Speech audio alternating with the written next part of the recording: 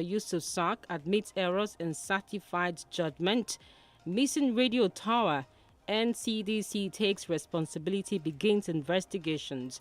And of course, more story here says antimicrobial resistance, how misuse of medicines is making infections difficult to treat. That's according to expert. And more story says fresh doors over contradictory CTC as Kano governor lawyers lock horns with judges. And of course, that appears to have been taken up by events with the judgment of the court itself. And more stories. Let's see if we could pick more. Senate approves 2024-2026 MTF FSP. And of course, we also have this one. Reps probe Zenith Bank over freezing of customers' Forex Naira accounts. Despite petrol price hike, transport fare dropped in October. That's according to NBS. And of course, we take two more. Nigeria loses 2.3 million BC per day from Egina oil spill. And the last one says federal government commissions control center to monitor mini grids. All right, we got our first commercial break of the morning. When we return, it's every time to dive into the analysis. Do stay with us.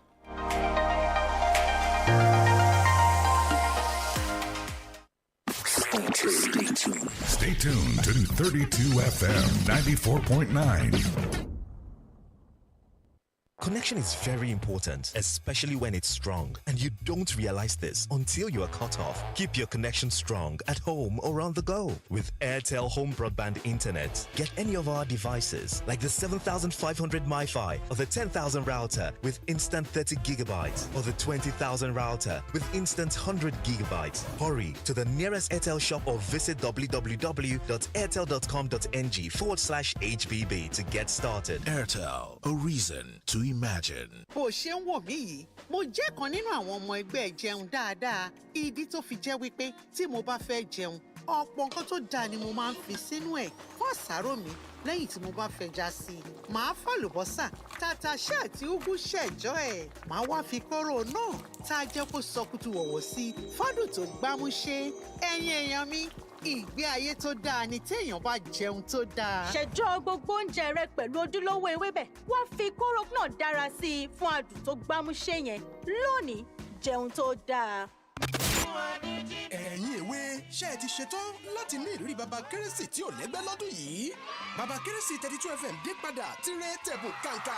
Àríyá àti ìgbádùn fún ọjọ́ mẹ́tàlélógún gbáko tó ń tẹ̀bùn tí ò níye bẹ̀rẹ̀ lọ́jọ́ kejì di ọjọ́ kẹrìnlélógún oṣù kejìlá ọdún 2023. Gbogbo ayé ní Bond Mall, Olúsànyà bus stop, Ring Road, Ìbàdàn. Ẹgbẹ̀rún méjì péré lọ́mọ kan. Aago 10 àárọ̀ lójoojúmọ́ ni fada kérésì ó ti wà ń kalẹ̀. Láti ṣe onígbọ̀wọ́ àbí fún àlàyé síwájú, ẹ pè Oyin sórí 0813-125-1915 tàbí Sùnbọ̀ sórí 0908-473-8279. Ẹ wá gbọ́ o, yàtọ̀ sí àpò ẹ̀bùn tí baba kérésì 32 FM yóò fún ọmọ kọ̀ọ̀kan, àǹfààní ẹ̀bùn tún lọ sálálú lásìkò yìí kó tó ríire lórí rédíò láago 4 kọjá ìṣẹ́jú 10 sí 5 ìrọ̀lẹ́ lójoojúmọ́. Gbogbo ọmọ tó bá ti pè wọlé ó máa gbẹ̀bùn kààyà bíi púlọ̀tì ilẹ̀, ẹ̀rọ ìléwọ́ táàbù, ẹ̀kọ́ ọ̀fẹ́, àpò ìrẹsì, àwọn ohun èlò ilé electronics àti bẹ́ẹ̀ bẹ́ẹ̀ lọ. Àwọn onígbọ̀wọ́ baba kérésì 32 FM ọdún yìí ni Hallelujah Oil, Bright Foods, Delight Chin Chin, Denabits Homes and Properties, RC Cola, Tiwa the Wise Monkey, Letty J Properties, Boom Drinks, iShow Gadgets, La Casera, Crunchy Cheese Ball, àti Fan Me.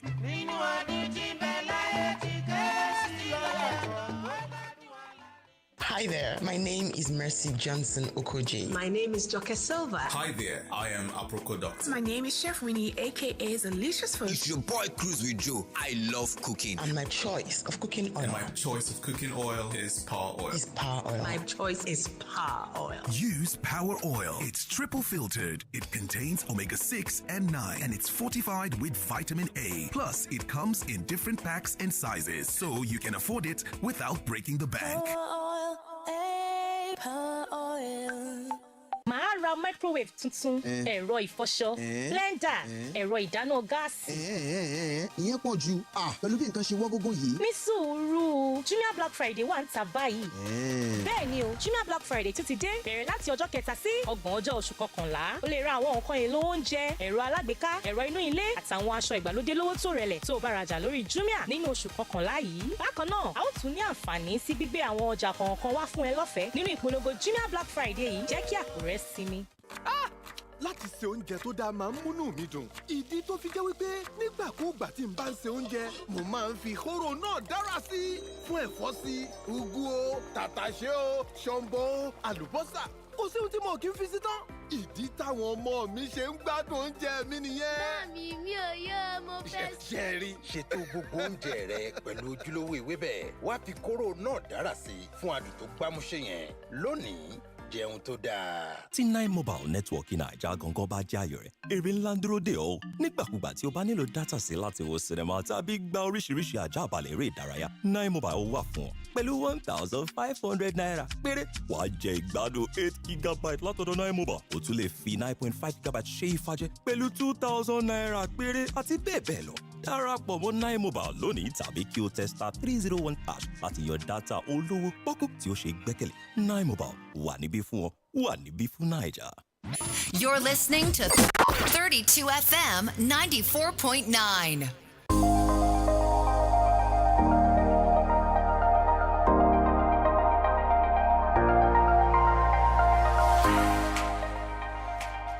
All right, you're welcome back to Break It Down Papers Review here on 32 FM 94.9, and it's right about time to delve into the analysis proper this morning. My name is GBOLABO Moscow. And I am DENIKE Ademoagun. Professor Oluwajedukunjo joins us this morning to analyze some of the stories. Good morning, Prof.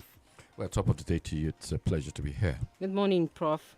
All right, I wanted us to start off with Akeredolu, and we're picking the story from the Daily Trust. It says, Ondo in coma as Akeredolu hangs on to power.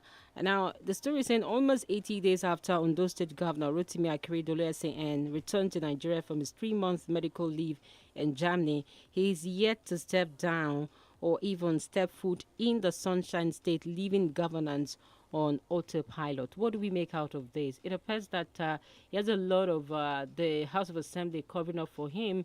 And of course, Ayedatiwa is also not having a soft landing here as his deputy. And now it appears he doesn't even trust anyone. Is it that Akeredolu is in a state where his level of thinking is incapacitated? And of course, he can recognize that he has a deputy that can carry on while he's trying to recuperate? Well, I won't go that far. What is quite clear is that nobody can prove, nobody can demonstrate that the Ondo State is on autopilot or anything. But what is clear is that he hasn't stepped into Ondo State or the capital. If I was joking with somebody yesterday that we have 2 governors in Oyo State, not 2 governors reigning, there's only 1 governor, but I mean residing, as it were, because we understand he resides in Ibadan. That's what we understand. Under normal circumstances, House of Assembly that is doing his job would have called him to question. But the person being called to question is the deputy, isn't it? So you begin to wonder what exactly is going on in Ondo State. You also must ask the question that why is he not strong enough to go to Akure?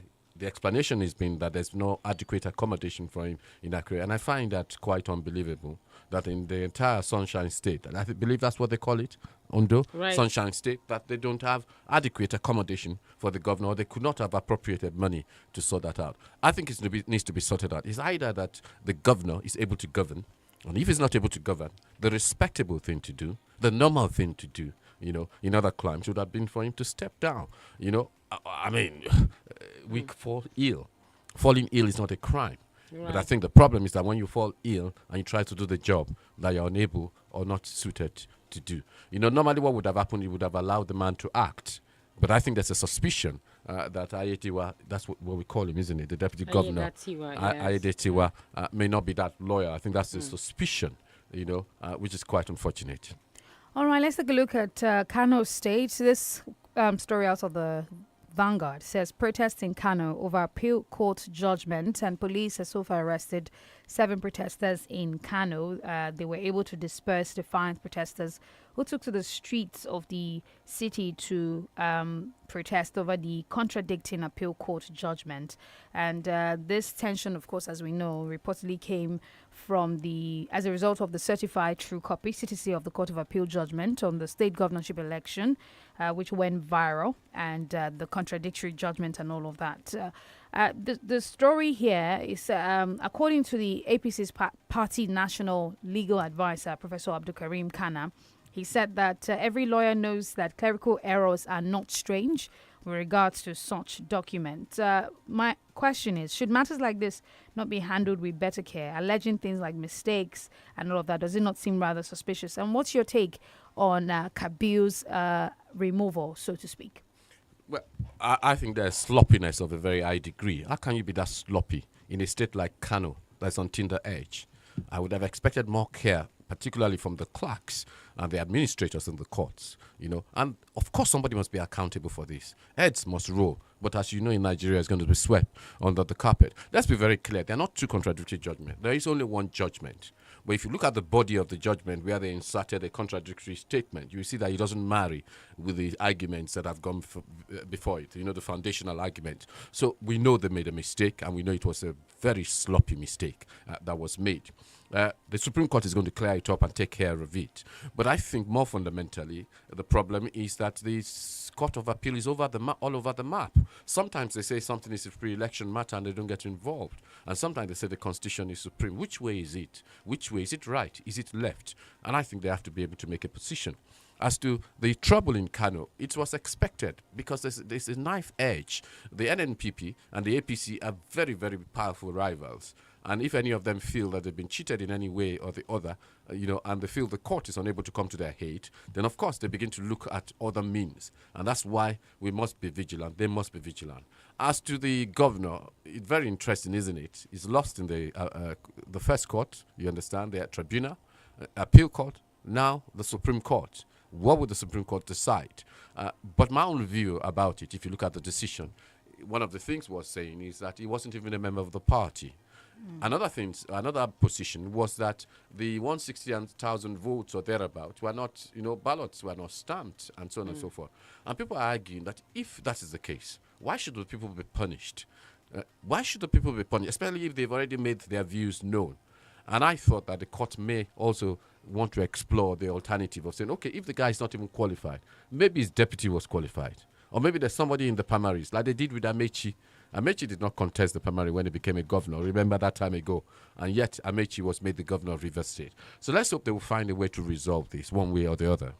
All right, Prof, let's look at the unhealthy rivalry in security architecture. Now, the police and, of course, the army had a clash that led to an inspector's death in Adamawa in Yola. And now, if you look at this particular trend, it's becoming a recurring decimal, where you have instances where the army feels is much more authentic or much more reliable than the police force.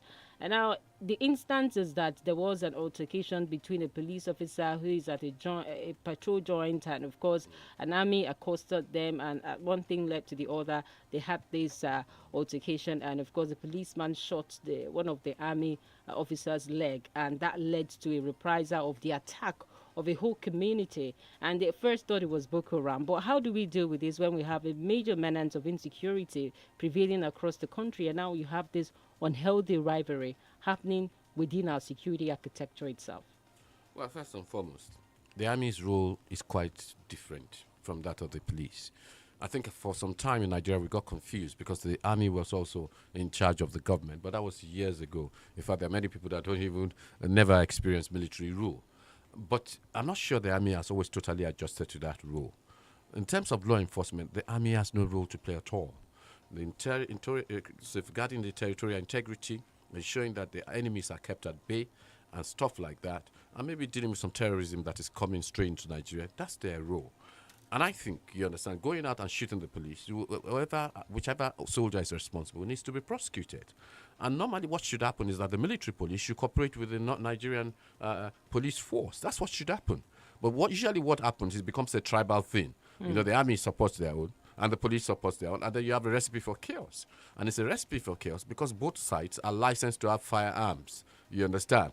I think the army has more sophisticated firearms, but the police do also have sophisticated firearms. And so, it has to be curtailed. Some investigation must go on. Maybe they need to set up some inter-ministerial committee to resolve the differences between these two sides. But each side must understand and must know the role they're expected to perform. All right, let's take a look at this one. Emefiele, court grants Emefiele 300 million naira bail. An Abuja High Court sitting at Maitama has granted bail to the detained former governor of the Central Bank of Nigeria, to the tune of 300 million naira. And of course, he's expected to produce 2 sureties who must be residents within the Federal Capital Territory, Abuja, and have landed property within the Maitama district. I guess one question in the minds of Nigerians primarily is, does this mean Emefiele is off the hook? All he did to Nigerians, some have argued that 300 million naira set as bail is not enough for the agony he put Nigerians through. What's your reaction to this? He's currently undergoing some agony. He's been in prison for a while, or detention rather, for a while. He's going through a trial. Emotionally, that's trauma. He's not been adjudged guilty yet, so he's still going to be tried. So I would say Emefiele he has got away with nothing. You understand? He's just going to have the comfort of his home for a period of time. And that doesn't mean that's going to be a permanent and enduring comfort. He still has questions to answer. He's still going to be going to court on a regular basis. He's still going to undergo cross-examination, trial, and the lot. So I think Nigeria should hold their horses, allow the process to come to an end, a logical conclusion, and then we see what is what. If indeed, you understand, he has punished Nigerians deliberately, intentionally, and maliciously, I have no doubt that he will get his comeuppance.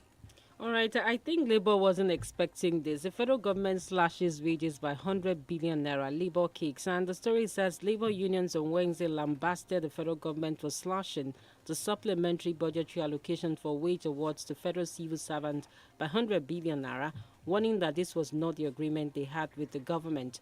Now, let's look at the Labour structure itself and how much more they are serious when it comes to issues of national importance.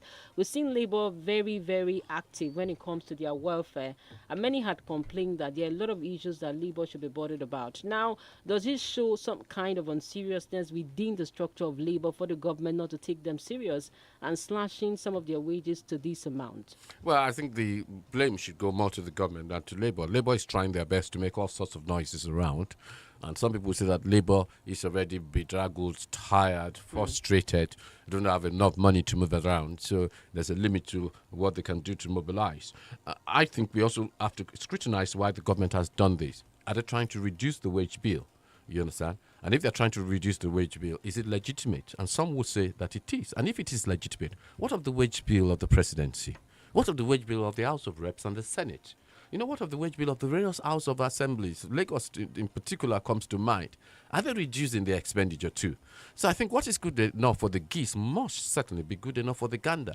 It's no point reducing the wage bill for the Labour people when at the end of the day everybody is enjoying the life of a Riley. And the life of a Riley means it's normal. You understand? You're even getting much more. Armored-plated cars and all kinds of, things that you're getting as perks of office. So I think Labour have to find a way to articulate their position. But now the government has increased the budget for defense. For instance, this could be one of the reasons from 476 billion naira, more than that, to 546, and a marked 20 billion naira as capital supplementation for National Intelligence Agency. Now it appears that the government is spending even more on security. Should that be a case? And of course, security takes priority here. Are they really spending more on security?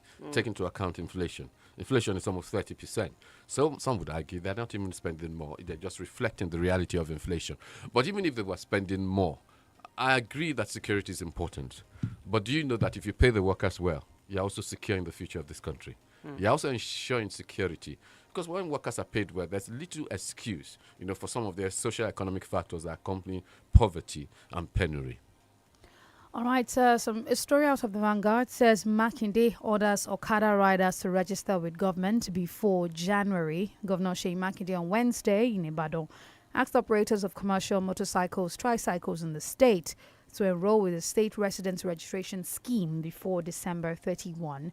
And this is to also curb the security issues in the state, as well as the menace associated with commercial motorcycle and tricycle operations.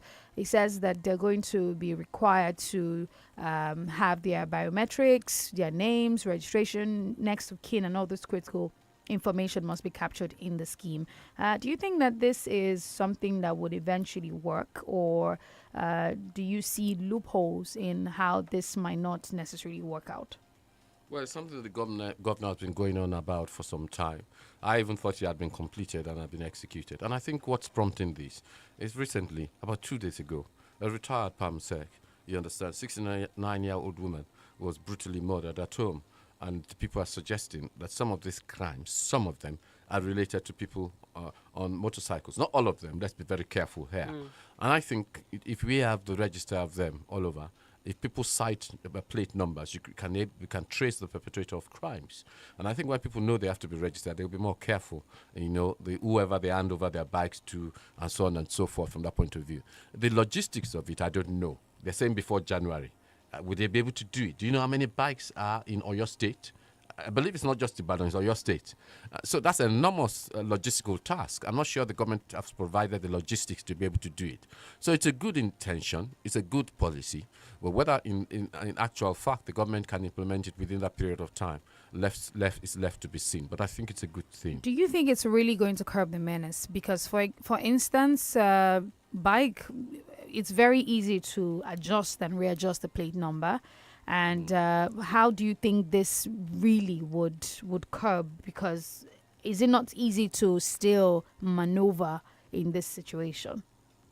Well, will it?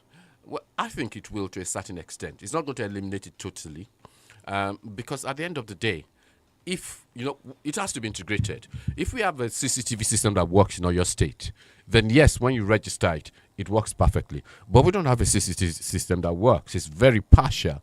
So you begin to say maybe they are preparing for the future. Immediately, you're not going to see the results. Because whether or not they're registered or not, there are nooks and crannies. There are some places that some of you went the other day. You understand? I'm not going to mention the area. If people go to that area with their bikes and so on and so forth, they are not going to be able to monitor them. Those areas are alleyways, you understand? What do you call those corridors? Where once you go in, you can come out in 1,000 different ways. So I agree it's going to be very difficult. All right, we have to go on a commercial break now. When we return, we'll be opening the phone lines to take your reactions. Do stay right here.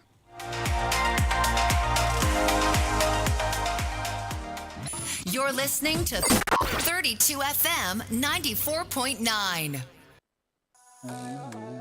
Omo, you're always on your phone. You don't even have time for your guys anymore. Where you they see this data? Sorry, bro. It's Ayoba. Ayoba? Which babe is that one again? Ayoba is not a babe. It's the all-in-one app that lets you chat and call friends, listen to music, play games, get trendy gist, and many more. All on the app. No need for multiple apps. Just use Ayoba and enjoy. Yo, tell me more. Yes! With Ayoba, you can play, work, have fun, share files, and many more. And that's not all. MTN subscribers get 700 MB weekly to enjoy all these on Ayoba. So, what are you waiting for? Download Ayoba now on Play Store or App Store to get started. Guy, this Ayoba is better than you said, oh. MTN, what are we doing today? Kí ló ń sún ọpọ́n ìrẹsì jọ̀lọ́ọ̀fù lọ sípele ìgbádùn tó ga? Ṣé tí wọ́n bá sè é pẹ̀lú kóró náà fún adùn tó kà màmá yẹn ni? Tàbí tẹ́ bá jẹ́ pẹ̀lú ojúlówó sàláàdì Nàìjíríà, èso kábéèjì, kárọ̀tì, lẹ́tùsì, àtẹ̀wà oníkíndìnrín díẹ̀. Ó ní láti jẹ́ méjèèjì. Ṣe jollof rice rẹ pẹ̀lú adùn kóró náà kí o wá jẹ́ pẹ̀lú ọ̀pọ̀ ẹ̀fọ́. Ó yá, jẹ́ kí ọ̀pọ̀ oúnjẹ rẹ gbé pẹ́ẹ́lí. Lónìí, jẹun tó dáa.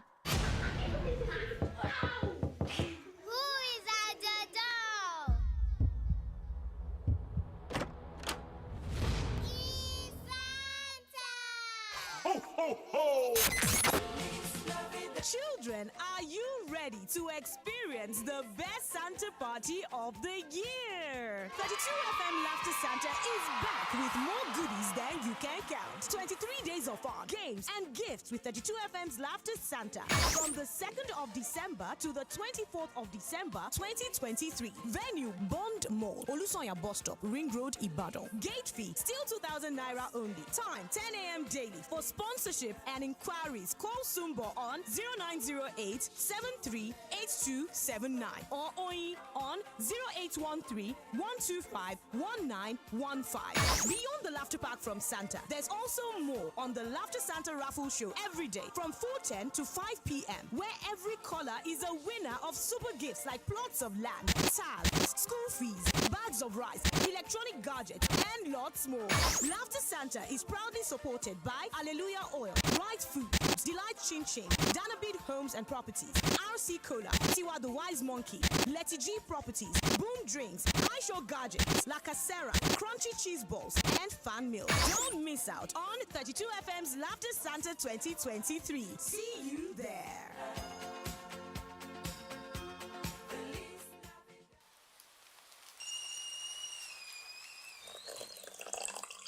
Discover Lipton's flavorful and balanced taste. With our unique expertise, we select fine quality tea leaves from selected tea gardens around the world. Experience Lipton Yellow Label's flavorful and balanced taste in every sip.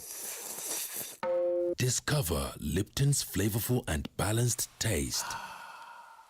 Hi there, my name is Mercy Johnson Okoji. My name is Joke Silva. Hi there, I am Aproko Doctor. My name is Chef Winnie, aka Delicious Food. It's your boy Cruise with Joe. I love cooking. And my choice of cooking oil. And my choice of cooking oil is Power Oil. Is Power Oil. My choice is Power Oil. Use Power Oil. It's triple filtered. It contains omega-6 and 9, and it's fortified with vitamin A. Plus, it comes in different packs and sizes, so you can afford it without breaking the bank.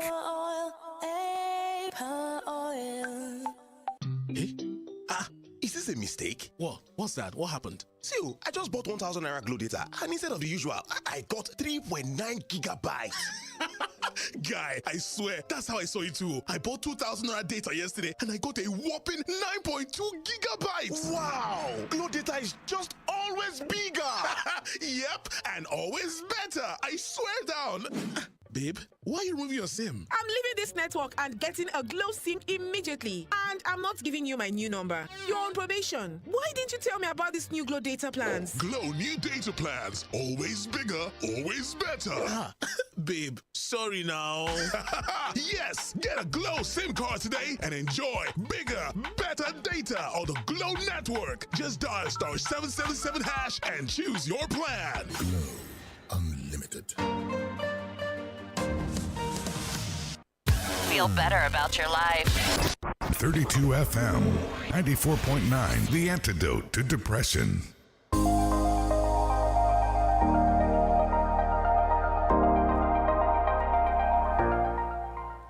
All right, you're welcome back. And of course, it's still 32 FM 94.9, the Break It On Papers review. We'll go straight to open the phone lines and also take your comments on our socials. The numbers are 070 55000 949 or 08097,949. Hello, good morning. Hello, good morning. Good morning there. Good morning, Professor Leo. I'm John Uzo, and I'm calling from Challenge this morning. I recall that Justice Stephen Adler said during the Presidential Election Petition Tribunal, he said, and let me quote him, he said that the duty of a judge is to deal with the law not as it ought to be, but as it is. While Justice John Inyan Okoro of the Supreme Court said that the interpretation of the law must be people-oriented, devoid of narrow and the parochial interest. Let me tell you that the contradictory verses, the same appeal court in Kano restricted NNPP Yusuf Umaru Dati as validly elected member House of Representatives, Madam Dati seat, as a guest APC member Musa Iliasu. 3 weeks ago, that was when this thing happened. The same issue of membership of the political party, that was what the ESCOT protest, that it is the political party is an internal affair which no court has jurisdiction only to revert the decision on the interest or against the governor usage. And the finality of Supreme Court is equally safe. The Supreme Court says that the rival parties have no right to question the validity of the internal decisions made by other parties unless they can prove that they suffered demonstrable harm as a result of the decision another party took. I'm quoting Justice John Inyan Okoro, and that was on the 25th of May during the presidential judgment. I wonder why the issue of membership became something that the appeal court could entertain. But what wondered me is the process in Kano, organized by the NNPP party, which ought not to be. This is the last thing at the Supreme Court instead of organizing protest. Is the protest going to make the Supreme Court to take its own decision? The answer is no. So let the situation be calm and proceed it to the Supreme Court and argue your case. But there is no doubt that the problem is between two horses or two elephants, Zanzibar and Malam Kwakwasi. Thank you. 0705 5,949 and 0809 7,949. Tolokwe Ademi on Facebook says, good morning. The news surrounding the banning of all unregistered motorcyclists and tricyclists by Oyo State government across the state is a good one and a welcome development at that, because this step will help in separating the genuine ones whose livelihood solely depends on the job from the bad ones who are using the job to perpetuate evils. Hello. All right. We have more on Facebook, and of course, Raji Afiz Abiola Raja says, "Good morning, Denike and GBOLABO. About controversial Kano governorship election appeal court verdicts, reports surface on social media. Honestly, Nigerian judiciary need to come out and clear the air on the issue before they set Kano state on fire. A state like Kano is not a state to toy with, so judiciary should come out on time. God bless Nigeria." Hello, good morning. Hello, good morning. Good morning. Yes, this is Miriam. I'm calling from Odejai. All right, please we go all ahead. know that. You said? Go ahead, please, Miriam. All right, we all know that insecurity is the main each state is grappling with in Nigeria. But I think it's a good thing to know that Oyo State government is taking a bold step in banning unregistered motorcycle and tricycle. Because to me, I believe they contribute a great quota to insecurity in the state. I will only urge them to register their names on time so as to avoid stories that touches their. That's my take. Good morning. All right, thank you very much. We're live on Facebook, 32FM 949 Ibadan. You can like and please share that video. 0705 5000 949. Hello. Hello, good morning, everyone in the studio. Good morning. This is John Olariwaju from Adowo. On the issue of the appeal court in Kano State, as far as I'm concerned, people have been talking about the problem of the judiciary, especially about the election saga. And some people have been defending the judiciary, but I'm not one of them that will defend them. Because we have had a case of former senator that have also said that he encroached his wife in favor of some his friends during appeal court. And the same appeal court that happened yesterday. And if anybody say that the people of Kano State they should not protest, I'm not agree. They can protest, but it's only that they should not cause the problem. Because how could you, appeal court, you will tell us that it's a mistake. Which kind of mistake is that one as the appeal court? To me, those that are sitting at the appeal court, they need to just resign. That's what they need to supposed to do, to just resign honorably. And they need to investigate them. Because if this thing continue like this, which kind of society are we building? To me, they need to revisit that judgment. And the man need to go to the Supreme Court to even revisit the judgment. Because it's not the real thing that we're supposed to hear from these people. Thank you and good morning. Thank you so much for that. And of course, we have this one from Raji Afiz Abidemi. It says, "Good morning, Denike and GBOLABO in the studio. On the issue of Ondo State political saga, honestly, this is injustice to Deputy Governor of Ondo State. What concerns son of governor with government?" And that's a question mark. I think it's high time we need to call them into order. God bless Nigeria. Hello, good morning. Hello. Denike and GBOLABO, I'm Pope. This is from Oyo. The same constitution said political party must sponsor a candidate for an election. Now, what is more important, is it constitution or electoral law?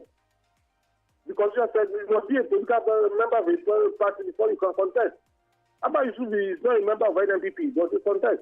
Another thing is this, about insecurity in the Okada. How many of these Okada have plate number? They don't have. The first thing they do before the decision is to arrest Okada members that don't have plate numbers.